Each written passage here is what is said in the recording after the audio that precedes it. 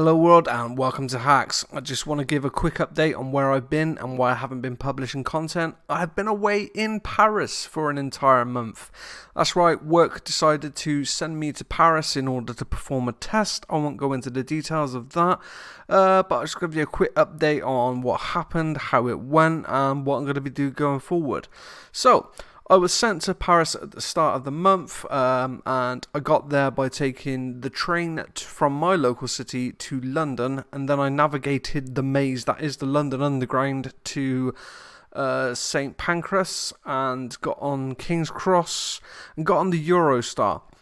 That took me all the way into Paris. I then jumped into a taxi to the hotel where I met up with my colleague. And that was pretty much it for the first night. We had something to eat, and then we had a pretty early night because we both decided it would be a good idea for us to go into Paris the next day and see the sights.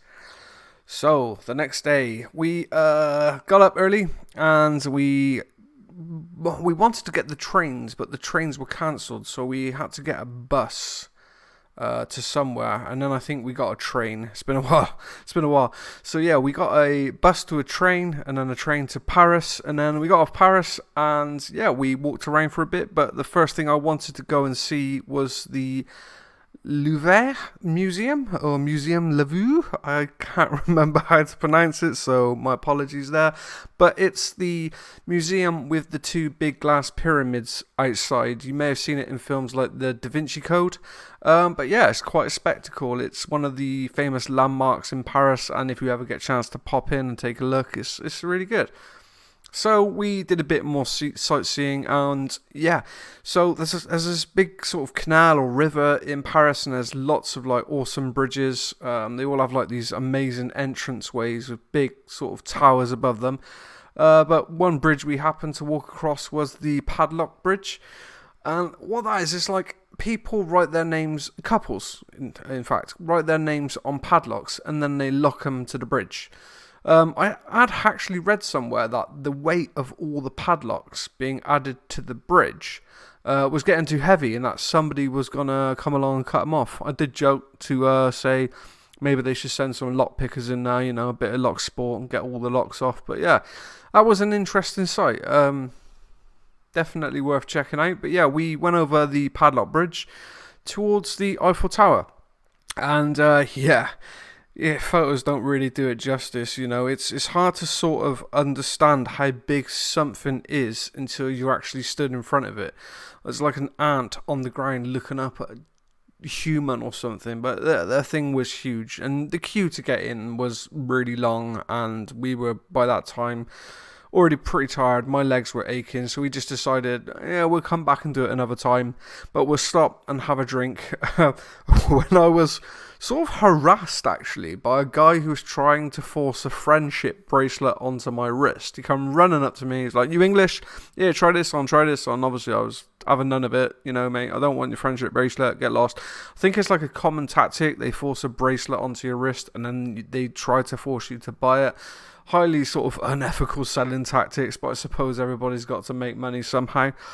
But yeah, from the Eiffel Tower, we went on to look at the Arc de Triomphe. And my God, I'll tell you what, this is the one thing that was really eye-opening to me. I didn't realise just the scale of the thing. It is absolutely huge.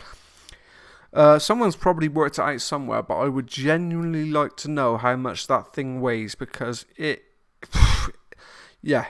looks heavy. Can't describe it. It's just so huge. What it did remind me of was, if you've ever played World of Warcraft, it reminded me of the gates to Outland in the Burning Crusade patch, but on the other side. So when you leave Azeroth to go to Outland, it's not like a giant portal, but when you're on the other side, the thing is massive. And yeah, that's what the Arc de Triomphe reminded me of, but without the green portal and all the demons flying in and out of it.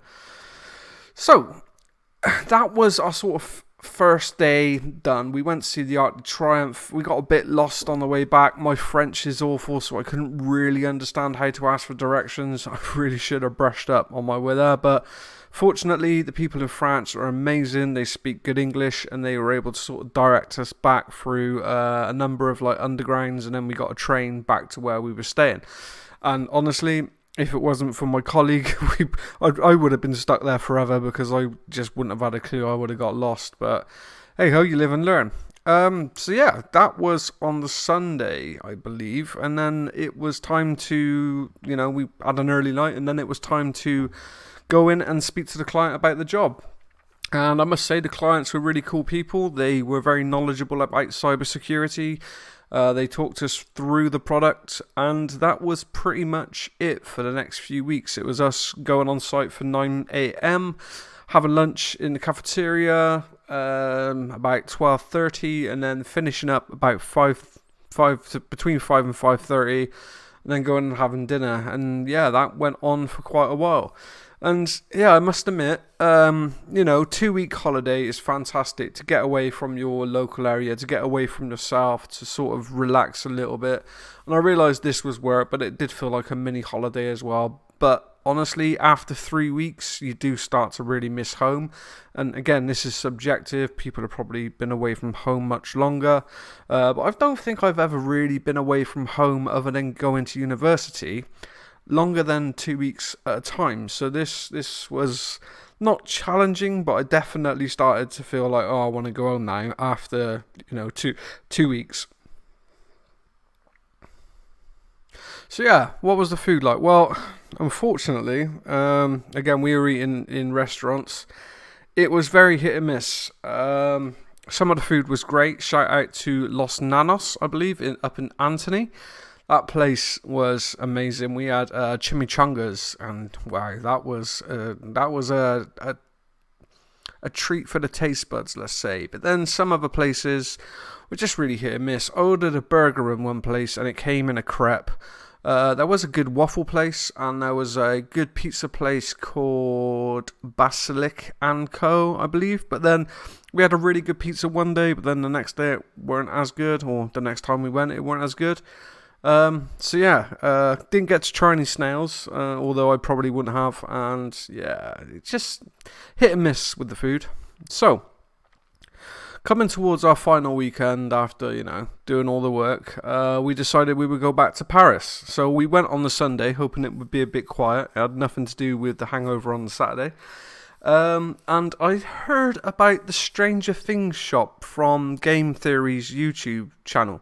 Film Theory's YouTube channel. He did a theory about Stranger Things, and he mentioned the shop that had opened up in Paris. So I thought it'd be a good idea to pop in there while we had the opportunity, when in Rome, but in this case, when in Paris, because it's the only shop of its type, I believe, and it's only there temporarily.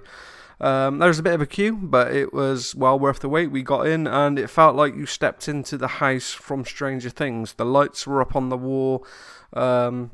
Yeah, there was just like a lot of memorabilia there, but then you got to walk around. There was like a, what's the ice cream shop called? There was like a little bit for the ice cream shop, a little bit for the school. It was all really cool, and I picked myself up a Hellfire Club t-shirt, naturally, because they rock. And yeah, that was the Stranger Things shop. It was really good. And yeah, we did some more walking around. We went up the Eiffel Tower. This time we were even able to have a beer on the second floor.